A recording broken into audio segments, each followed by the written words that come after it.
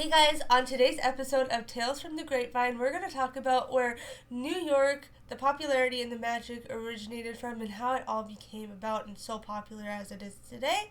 Also, I've always had a dream to go there. It's been my dream to go there for like 15 years, since I was 15 years old. Going there, it used to be because I wanted to go see the ball drop, but it's more now so the magic of Christmas, because I love Christmas more than I've loved New Year's, but the ball drop is always a cool thing to watch. However, it doesn't sound like a fun time to be there, in my opinion, my personal opinion.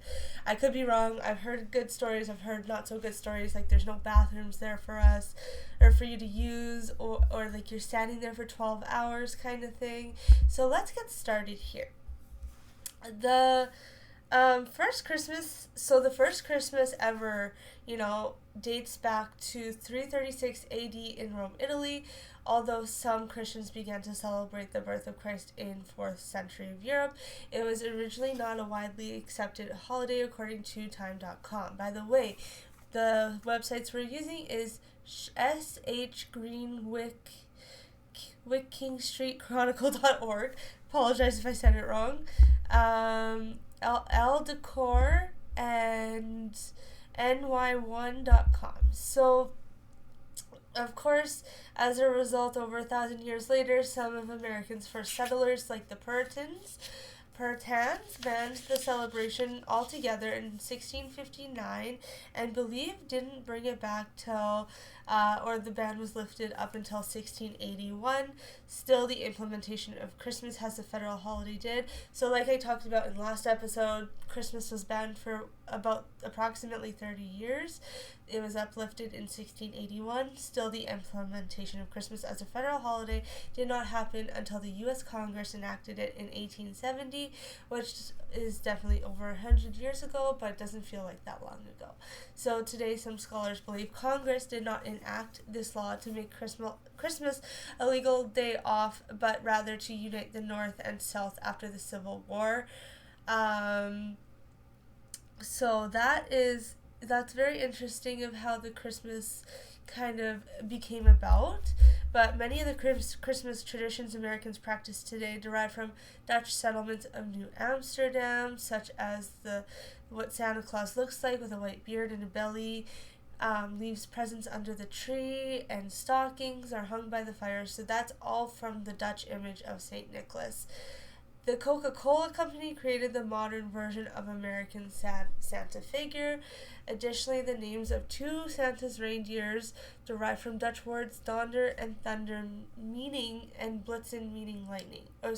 Donder meaning thunder and Blitzen meaning lightning. Also in the 1600s, many Dutch families adorned evergreen trees with lit candles, nuts, and fruits to celebrate the Feast of St. Nicholas, December 6th, according to the New York Almanac.com. So, as a result of Christmas being celebrated, New York City as early as the 17th century, even as the Puritans banned it, tracing all the way back historical foundations, Christmas, the holiday's festivities lie on the shores and streets of NYC. So in 1809, Mr. Washington Irving, a renowned American author, wrote a history of New York in his book, and he discussed St. Nicholas as the patron saint of New York, who rode on horseback over rooftops, distributing gifts. Mr. Irving's writings spread the tradition of St. Nicholas across the U.S. In 1823, Clement Clark Moore published the poem A Visit from St. Nicholas, and 'twas the night. So as Christmas was growing in particularly New York City, large department stores began to recognize the opportunity for sales. So since 1874, Macy's department store on the 34th Street has decorated its windows as a way to lure customers into buying merchandise. Stores in Manhattan continue to put up the Christmas displays, such as well-known on windows on the Fifth Avenue, as a way to increase sales, according to ny1.com, which I believe is to be true, and I don't know how it became such a touristy thing. I couldn't find much information on that, but other things like the establishment of the Rockefeller Center Christmas tree tradition secured NYC's role as the pinnacle of quintessential Christmas experience. So in 1931, during the Great Depression, workers pooled their money together to buy a 20-foot tall evergreen tree. They adorned the tree with homemade garlands, bringing light to NYC in a time of dark financial circumstances. Since 1933, New York has held annual lighting of the tree, even opening an ice skating rink on the Rockefeller Plaza. According to the Rockefeller Center.com. So how did it become so popular over time would probably be like the Macy's store always opening up of opening up. Sorry, I'm just trying to do some research here while I'm going along with it. So, to me, probably it's a lot of consumer stuff. It helps New York with money, right? It helps New York become bigger. I don't know. I think a lot of it has to do with movies as well, personally. So now I'm just stating my opinion. This is not factual. But personally, other than the history of, historical reasons of honoring the Christmas tree because a bunch of people, put money towards one to be at the Rockefeller Center.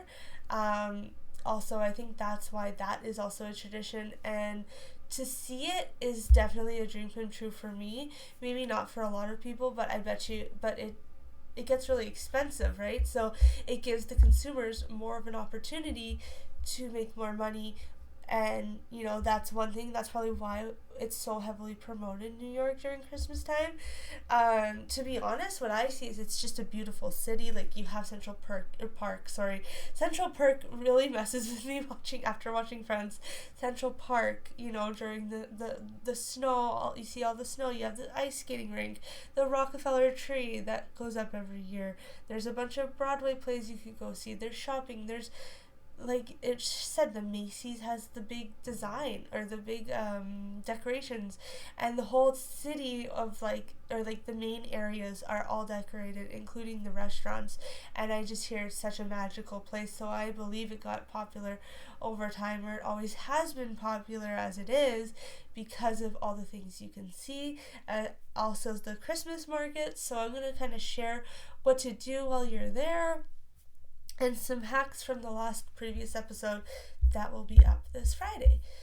So, I couldn't find too many of how it became popular over time, but I would just assume it's just the vibe of Christmas. Personally, I would think of things you see. It's a big city. It's lots of decorative things, lots of people, it's a big touristy town, I believe, during that time. My mom went when she was when we were in Christmas. I don't know, when we were in the summertime for her 50th birthday. This was over 10 years ago, and she thought it was really cool, but it was really hot, and I believe it was. So, a few movies that were shot that I believe what made it even more of a popular place to go to during the Christmas time was Home Alone 2, when he gets lost in New York, Elf, A Miracle on 34th Street. Those are my three favorite movies because it was all filmed in New York City. I've always had a dream to go there for Christmas, during the Christmas season, not during Christmas Day, but the beginning of December. The American Santa Claus is really a native New Yorker, Dobbin said. I'm just reading some stuff that was here. I'm trying to think of other Christmas movies that were filmed in New York as well. So this site here is the New York City roots of Christmas. So I said, some of the large movies like Elf, Home Alone 2, Miracle on 34th Street. I swear I might be missing a few other ones. I can't quite remember. I'm going to assume, because this would be my personal favorite, is the shopping. The markets, what you can go see at the markets.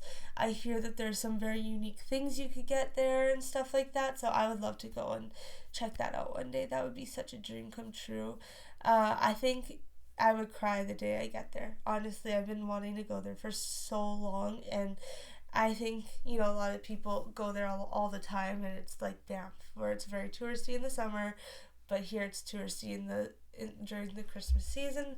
I like the Macy's department store on 34th Street.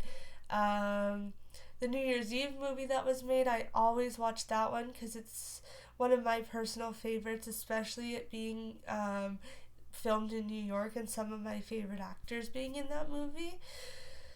And I believe that, I know you guys get New York, please comment below if this is true, but I believe that New York City is, oh, what was I gonna say there? Oh no, I don't know, I lost my train of thought. But that's why this is a podcast, right? I don't need to edit that much out. This is a very unfiltered podcast. But yeah, I believe that that's why. It's just such a beautiful place to go check out.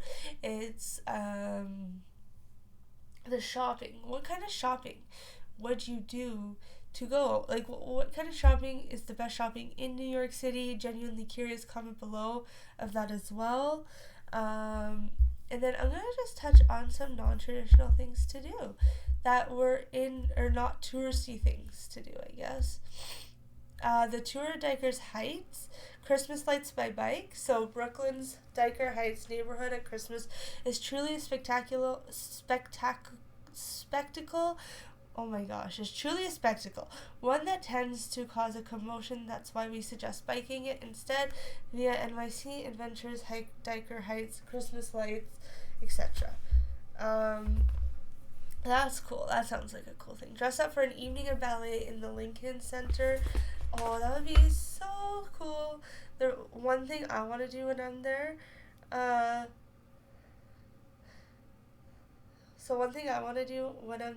is, sorry, I was just messaging my boyfriend. One thing I want to do when I'm there is go see Wicked. The Wicked Broadway musical. I want to go see that. I wouldn't mind seeing the ballet too. I bet you have to be really, really good to do that. The window shop on 5th Avenue, which is, so it's Goodman and Saks 5th Avenue to Tiffany & Co. and Cartier. Every store's holiday window display along this famed thoroughfare is more beautiful than the last. Everyone is worth checking out, but Saks does something especially fun. Not only does the department store decorate its windows with a new theme each year, but it also projects a gorgeous light display on the facade. Once the sun sets, the show begins every 10 minutes from 5 to 11 p.m. So if you're thinking of how to schedule your day, considering 5th Avenue for last.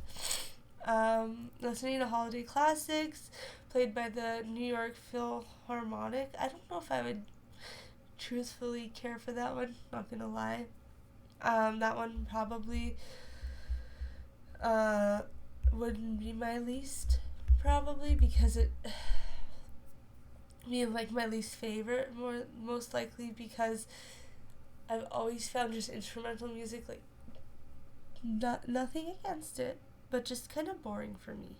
It's not my cup of tea, and that's totally okay. This one here is go ice skating at Woolman Rink. It's with shorter lines than those you'll find at the rink at the Rockefeller Center and breathtaking view of the city skyline. Woolman Rink in Central Park is the place to go for a twirl with tourists and natives alike. This was opened in 1949. The rink offers ice hockey, a skating school, party facilities, and skate rentals. Oh, well, if it does, I would be okay with that. The thing about, though, is as long as there's sides and edges I could hold on to, because I'm not the best skater, I'd be okay with that. Warm up with a drink from Ralph's Coffee. Touristy, yes, but an essential staple for the Upper East Side. Ralph Lauren's coffee shop is completely reimagined for the season. You can warm up with a cup of hot chocolate, coffee, or tea, each cup finished with a Christmassy sleeve. Oh, that's cool. Watch the Rockettes at Radio Music Hall. Oh. The Rockettes have been taking over Radio City Music Hall for holidays since the 1930s, and their Christmas spectacular is a fail-safe festive experience.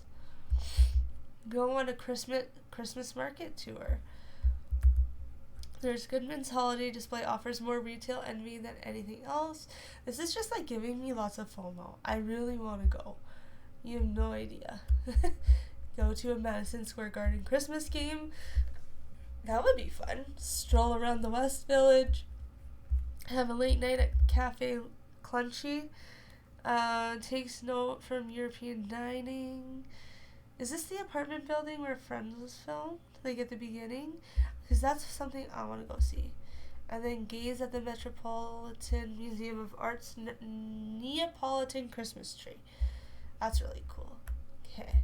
And then roam through Central Park. Sounds like that would be busy. People are, this article says it's like more non-touristy, but it's taking a stroll. I could see that though, being so pretty. Oh, it looks gorgeous. Oh my. Okay. Bask in at a candlelight concert. That would be pretty cool too. Or find your inner child at Santaland. Sip hot chocolate at Saint Ambrose. There's a flea market, vintage treasures. That would be so cool.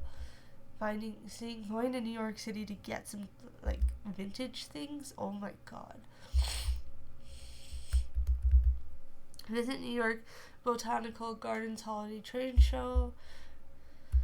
Stay in the Mark. Book in a night at the Marks. Capturing all that is merry and bright. Luxury hotel leaves no details overlooked. That would be neat as well. And then drinks at Manhattan's most Christmassy restaurants. Someone was saying Rolf's, but then I heard something else because apparently they don't actually have the best of food. But yeah, like, seriously, that would be so cool to go visit. But that's what I have for you guys today. I hope you guys enjoy. Go check it out. Maybe go visit New York during Christmas time. Hopefully one day I'll get there soon. I know I will. I'm not worried about it, but I'm excited to go one day.